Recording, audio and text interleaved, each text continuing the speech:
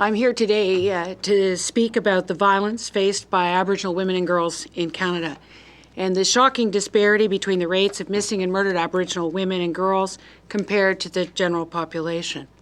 But especially we want to talk this morning about the future of the special parliamentary committee that was struck last February to study these issues and make recommendations to deal with this national tragedy.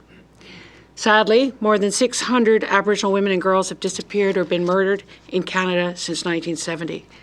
These are not just statistics. These are mothers, daughters, aunties, nieces, grandmothers, and granddaughters. As one of the signs said at one of the rallies, to the world, she was one person. To us, she was the world. To put this in perspective, this had been happening to non-Aboriginal women in Canada at the same rate. Over 20,000 women would be missing or murdered during that same period. De plus, la violence contre les femmes autochtones au Canada est plus de 3 fois plus fréquente que chez les femmes non autochtones, et les jeunes femmes autochtones ont 5 fois plus de chances de mourir de violence. Well, in Canada, the clearance rate for homicides is about 3/4, 75%. 40%, almost half of the murder cases in the Native Women's Association of Canada database remain unsolved. Last February, all parties in the House of Commons supported the Liberal motion to strike a special parliamentary committee to study these issues and provide recommendations to begin to address this completely unacceptable state of affairs. I would like to make absolutely clear that the work of this special committee in no way replaces the need for a national public inquiry into this issue. The Liberal Party of Canada has been calling for such an inquiry for years, echoing not only the demands of the Aboriginal leadership from coast to coast to coast, but most recently, the urging of all provincial and territorial premiers. But the Conservative government has refused calls for such a national inquiry. And so, until such an inquiry can be established, Liberals believe that a parliamentary committee could both shine a light on the important issue and make some concrete recommendations that, if acted upon, could begin to turn this situation around.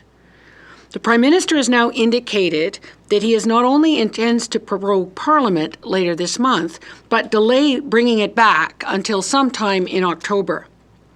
This will mean that the special committee, which began its work last spring, will cease to exist.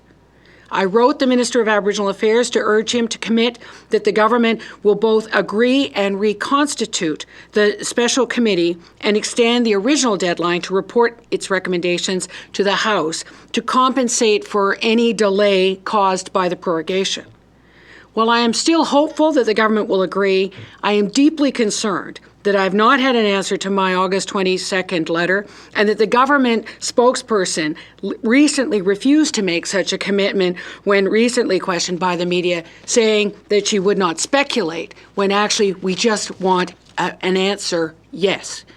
D'après ce que je comprends, l'Assemblée des Premières Nations et les NPD ont exigé publiquement que les travaux du comité spécial continuent. And then, Parliamentary Secretary for the Minister of Justice and now Minister of National Revenue, Carrie Lynn Findlay, said during the debate on the original motion, it is obviously a crisis and a tragic issue. And we agree that we should all be part of ongoing work and solutions. If there are innovative ideas to bring forward, I would hope they would be brought to the committee.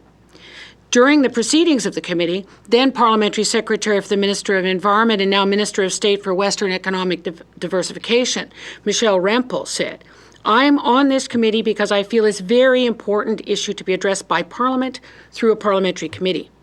J'espère que le Premier ministre tiendra compte des sentiments et de ses propres députés, dont deux qu'il a récemment nommés au Conseil des ministres, quant aux besoins de ce comité spécial. Unfortunately, even if the committee is reconstituted after prorogation with an extended deadline, we will not be able to mitigate all the impacts of the unwarranted delay in the return of Parliament. We have been very concerned that during the committee hearings to date, families of victims that have not been given adequate opportunities to convey what they have endured, their observations, and as well their recommendations. While we were hopeful that the committee could hear from some of these families on October 3rd, the day before the scheduled vigils in Ottawa and across the country to honor the memory of missing and murdered Aboriginal women and girls, the expected timelines of prorogation and the return of Parliament will likely make this impossible. However, in the absence of a reconstituted committee, the Liberal Party of Canada is looking at hearing from the families at our own roundtable on the evening of October 3rd, when the committee would have met. There was no reason that Parliament could not have been prorogued and then immediately recalled after such a long recess. This would have allowed the special committee to be immediately reconstituted and the work to continue without delay. Since the Prime Minister has clearly indicated that he intends to delay the resumption of Parliament, I urge him to at least agree to reconstitute the Special Committee on Missing and Murdered Indigenous Women and Girls and extend the previous deadline for reporting recommendations back to the House of Commons proportional to the number of weeks lost as the result of his prorogation. Thank you.